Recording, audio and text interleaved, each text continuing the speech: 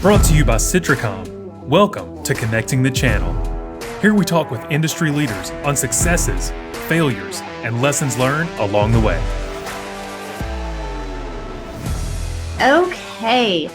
Thank you everyone for joining us today for another episode of Connecting the Channel with Citricom here. My name is Meredith Caram. I am the Vice President of Sales, and I am honored to have with me a powerhouse female in technology, Janet Schijns, the founder and CEO of JS Group. Hi, Janet. Hi, how are you? Great to be here. Thank you. It's so great to be with you as well. I was just on Facebook a little bit ago and saw two pictures of Annabelle and Bo. Are those cows?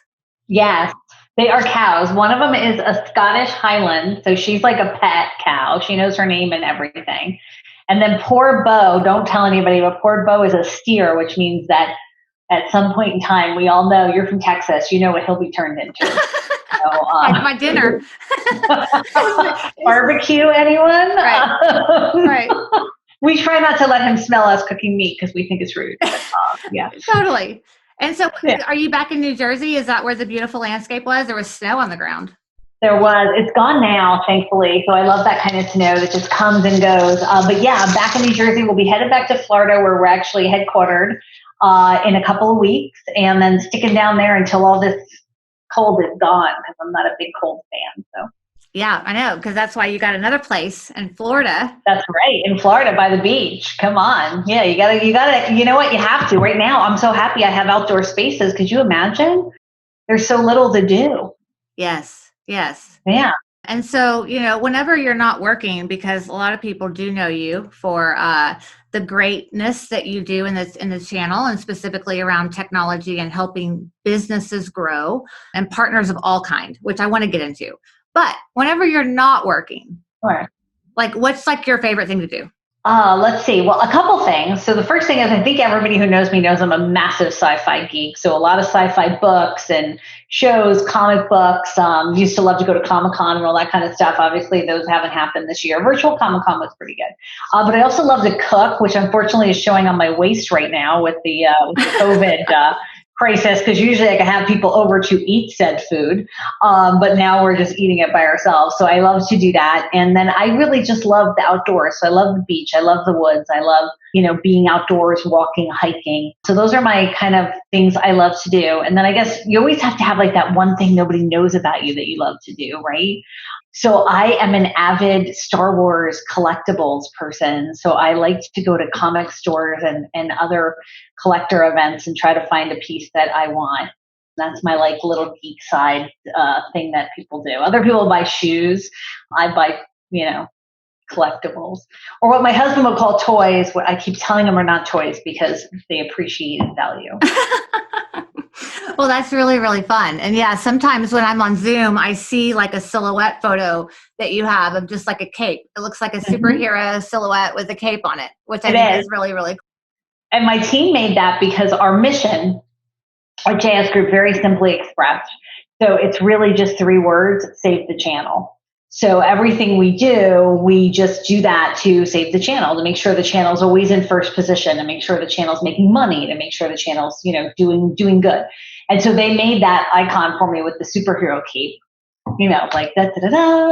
save the channel. So that's why I use that icon. I think it's fun and it fits with my personality. It does, definitely. And, just on that note, you have a lot in common with the channel community and our partners, not only from an entrepreneur perspective, but being a business owner.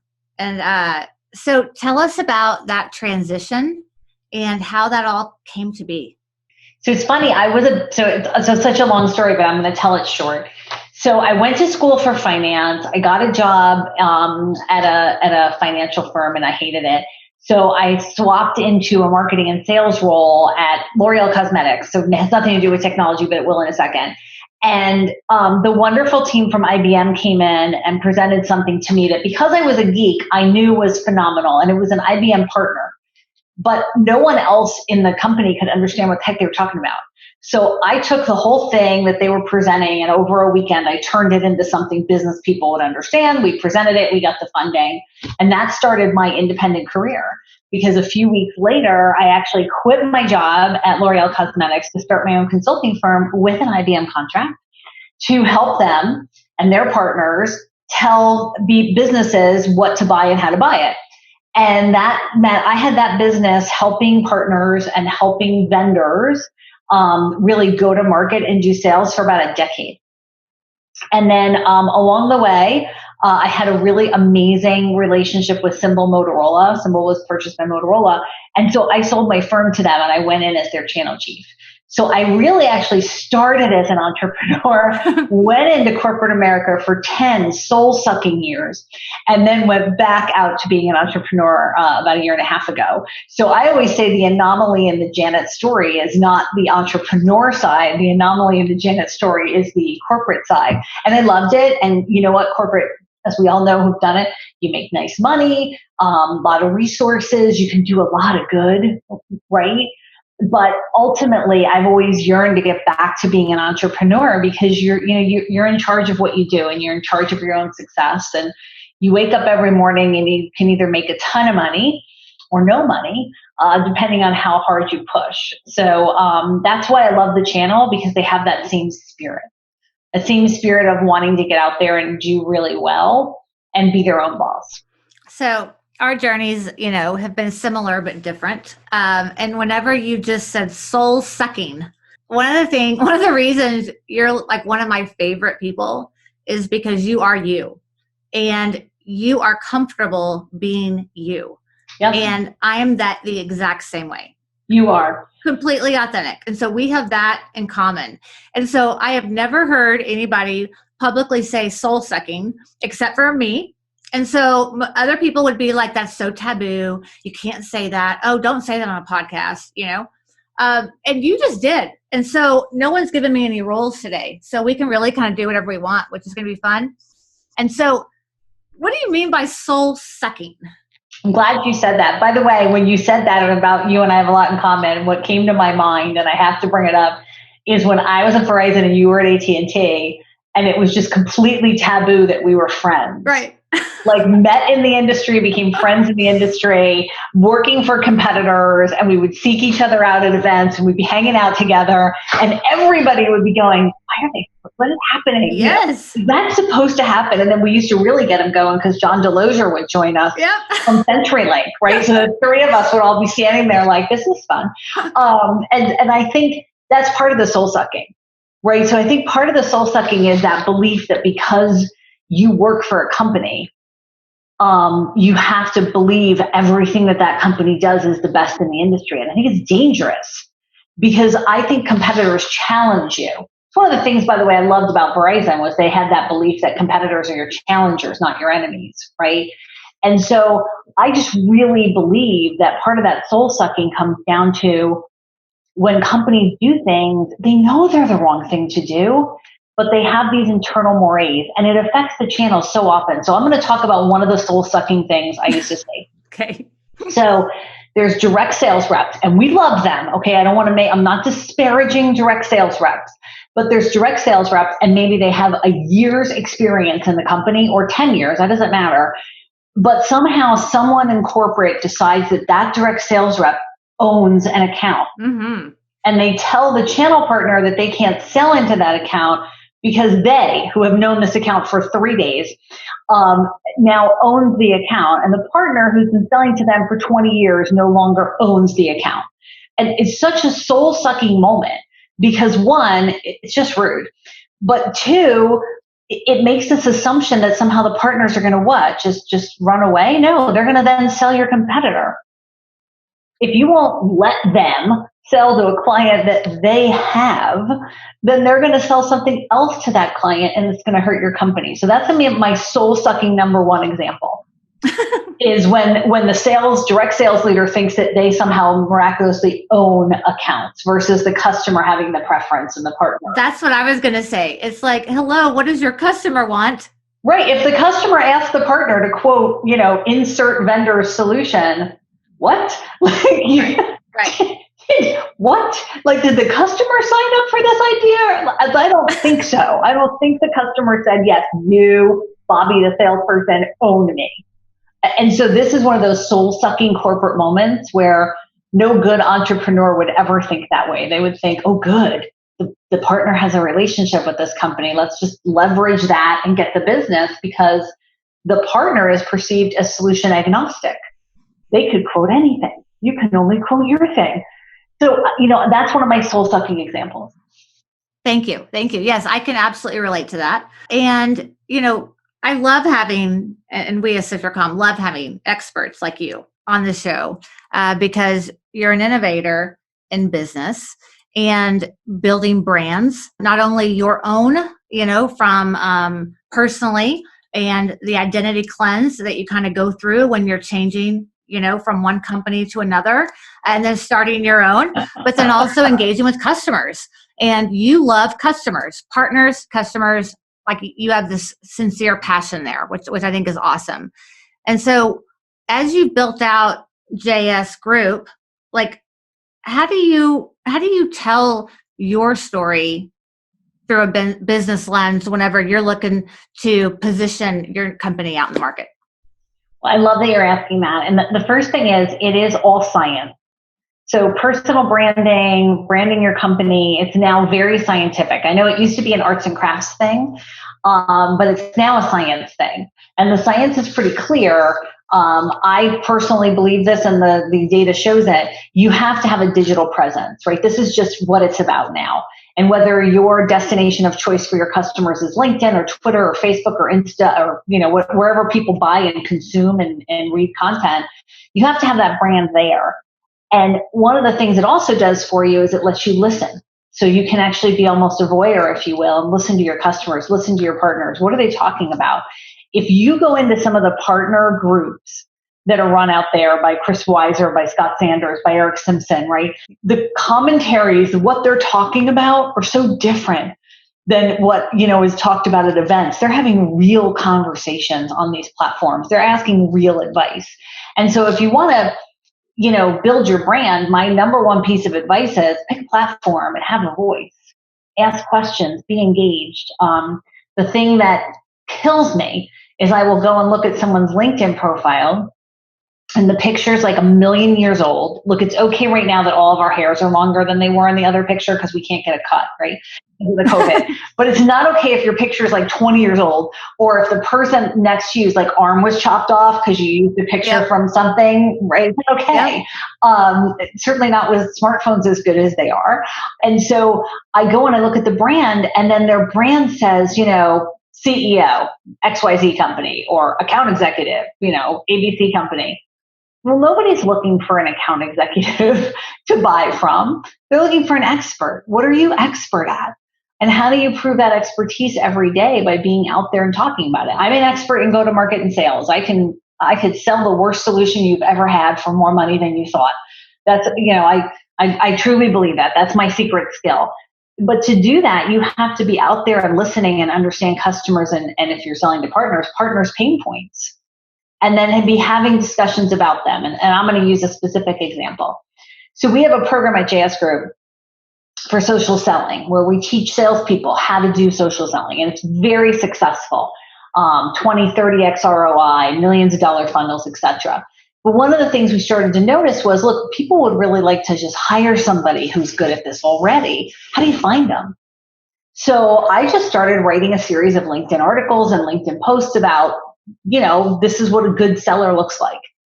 And the response to that, just the sheer kind of groundswell to that and that conversation got us more leads for our social selling program than we ever would have gotten if we promoted our social selling program.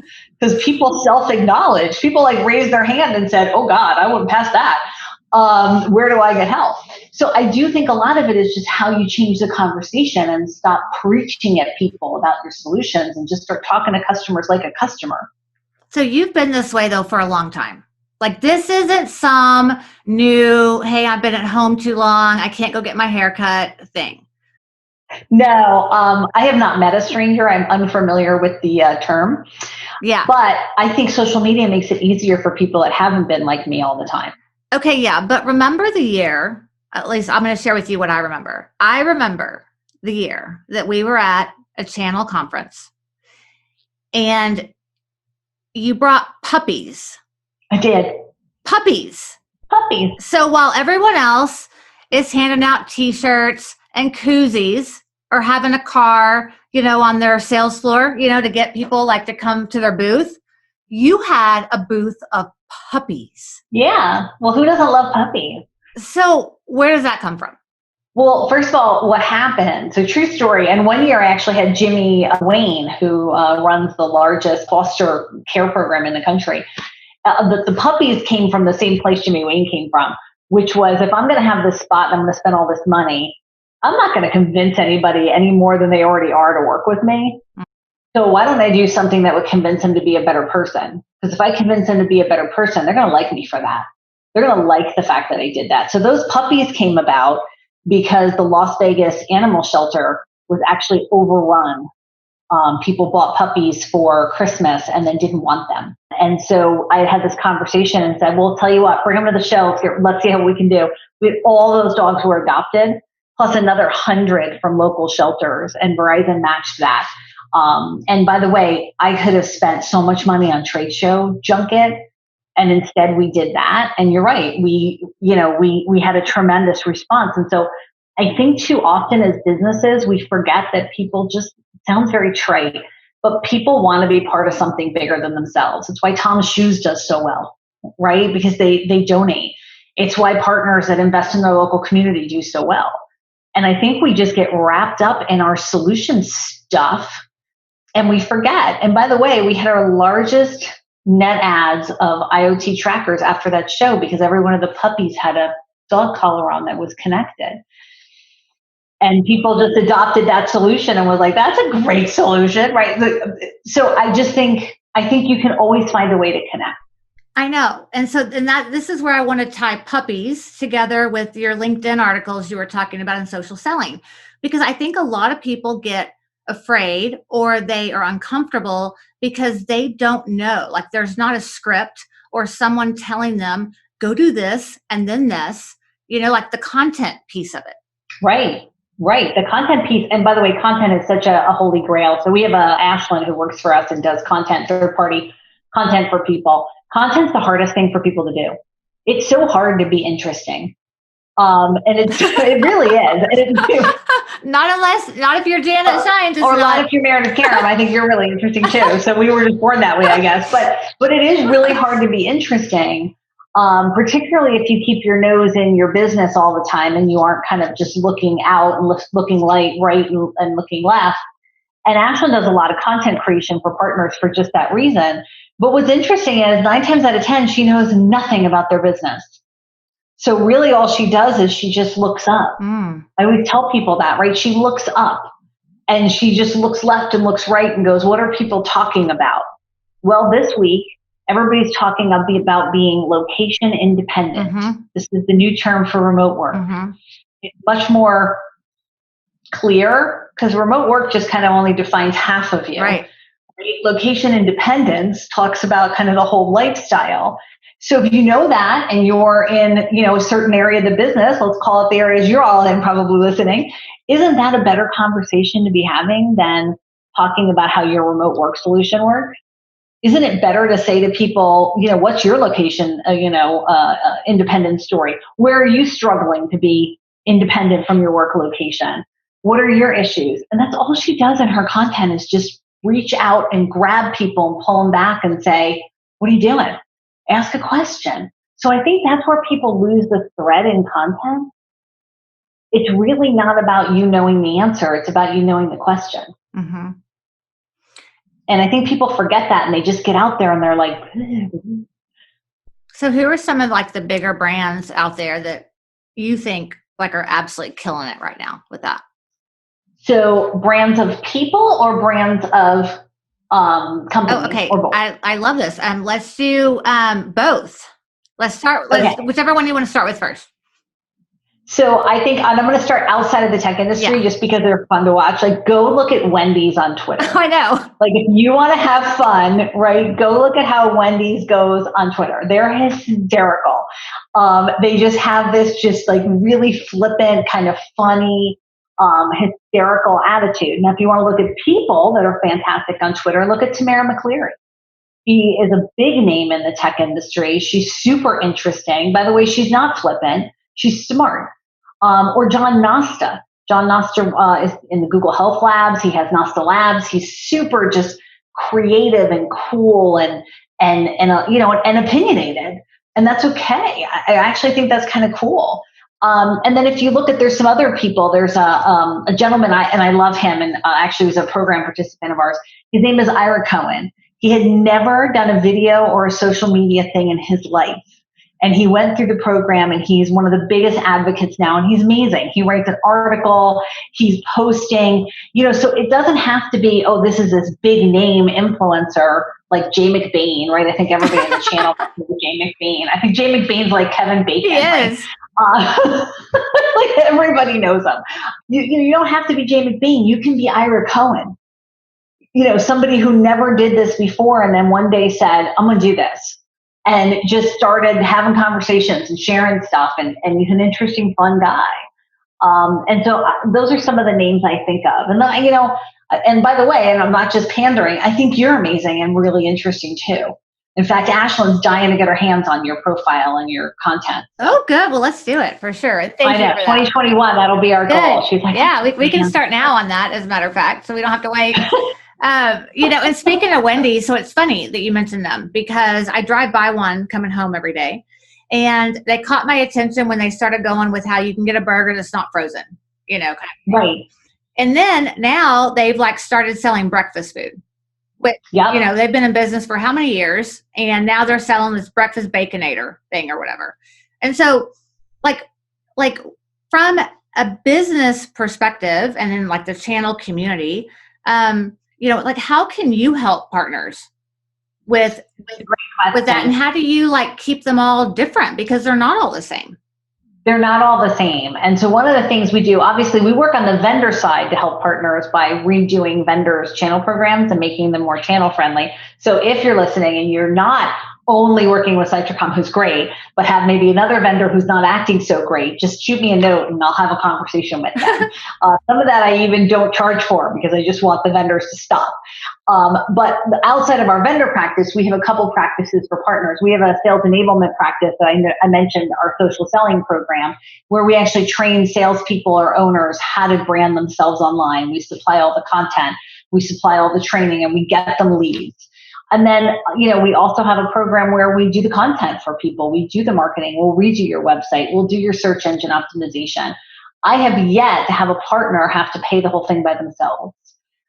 Typically, one of the vendors is very happy to pay because the ROI in those programs are very high. So one of the things I always tell the partners, even the smallest partners, is don't be afraid to reach out, see what we can do. And then let's talk about what vendors you work with and how you might get those vendors to help you.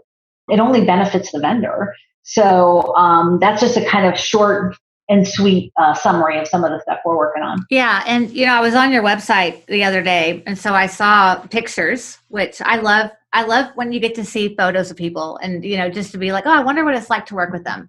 What are some of the next programs that you're working on right now that you think would be That's a great question. And by the way, if you do become a JS Group team member, we have our own Converse. We have a custom Converse, so everybody gets the same Converse. So we do have a lot of fun. But a couple of the programs we're working on for next year. So one is a social selling hiring program. So actually working with partner owners who are trying to hire salespeople. It's very hot right now to try to hire a salesperson and very hard. And so we have some experts on our team, Roy and Tom, we'll actually do those interviews and help you with the selection process and help you find a good salesperson. So we're going to call that People Smart. And People Smarts will be launching January 15th. So if you're in the market for a hot salesperson, we are using data and science to identify who the hottest salespeople are. And then we can hone it down to your local area or area of expertise and help you find that perfect person. We're like a cheap recruiter, only better because we actually know it works. The other program we're launching, which I'm really super excited about, and I think is going to be just a good lot of fun next year, is our search engine optimization program, where we're doing search engine optimization boot camps for your marketing folks and teaching them how it works, because what we're finding is we have partners who are investing in content, and the content's great, but they're not search engine optimizing it. So they're spending all this money getting content done, and then it doesn't get found and their websites don't get found. And it's really simple to make the changes that you need to make. And so we've launched a 2-program boot camp and then an analysis for your business. And that program is already booked in full for Q1. So we launched that last week and we're already booked out. So we're booking Q2 slots now. That's really exciting. Yeah. It's funny when you talk about that, because when I go out to the internet and I'm looking for certain things, like I typically don't make it past page 3. And depending on my attention span, sometimes I don't make it past page 1. Right. Yeah. And so that's really, really great where you can show partners and teach them how to get more out of the efforts and the money that they're spending. Right. Because you'll go on a partner's website and let's just say they're good at 3 solutions and they've got all the information on the solutions, but you'll go and Google them and they don't show up in the search, even if you're near their location. And so that's just wasted marketing effort on getting a whole website done and then not your own keywords not showing up. So there's such simple fixes for it. This isn't like having to pay Google AdWords or anything. This is free. This is free to do. And let's face it, most partners I know are pretty technically competent. So learning how to do this isn't that hard for them. Right. In fact, it's probably easier for them than being creative. So we're pretty excited about it. And I would just say, by the way, to your point about going past page 1, I've often said that you could admit you committed a murder on page 2 in Google search and no one, even the cops, would notice. I know. Because nobody goes there. So page 2 is just that. You can't be on page 2. Right. Yeah. Okay. So I have one final question for you. And this one, I don't know if you're going to be ready for it or not. Oh. So when you think about your team, what is the biggest accomplishment from this year? Wow. Well, I think am I allowed 2 answers? Yes. Of course. Okay. So the first answer I think is true for everybody in the channel. When asked to step up and be essential workers, they did it. Mm-hmm. Right. And I think it's so true. I think if there's a channel person of the year, like they do, the time person of the year, then the MSPs, the agents, the VARs, all those people that went out there and were there and did what they needed to do to keep this economy rolling. They're the heroes. And so my team was right along with them doing the things that needed to happen as businesses were dying, as partners who were calling on hospitality companies all of a sudden had their complete business funnel dry up, and they were just there in the battlefield with them saying, how do we pivot and make sure your business survives? So I think that if I had to say the first thing the team did well, it was that, and selflessly, nights, weekends, right? Just selflessly saying we must save the channel. And the second thing I would say, I'm going to go with our social selling program. We envisioned this program in late 2018. We baked it thinking this will be a fun program.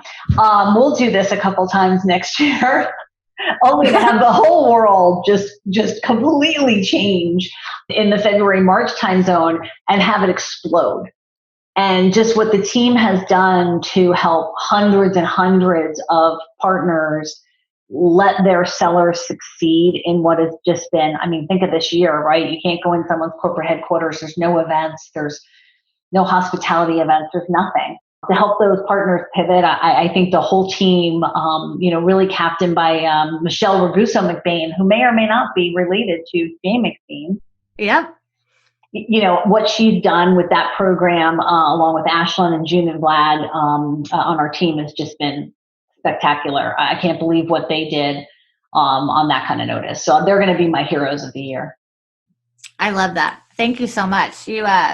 You always put a smile on my face, and I always learn new things when I'm with you, and you continue to elevate my energy level. And so I hope that all of our listeners today feel the same way. Thank you for being a member of Connecting with the Channel and joining us today. And we'll talk to you soon. Awesome to talk to you. As always, you put a smile on my face too, buddy. Thank you. I'll see you soon. Thank you for listening to this episode of Connecting the Channel. Our main focus at Citricom is helping our partners succeed and grow. We're the simplest voice solution to sell and support. To become a Citricom partner or for more information, check out citricom.com.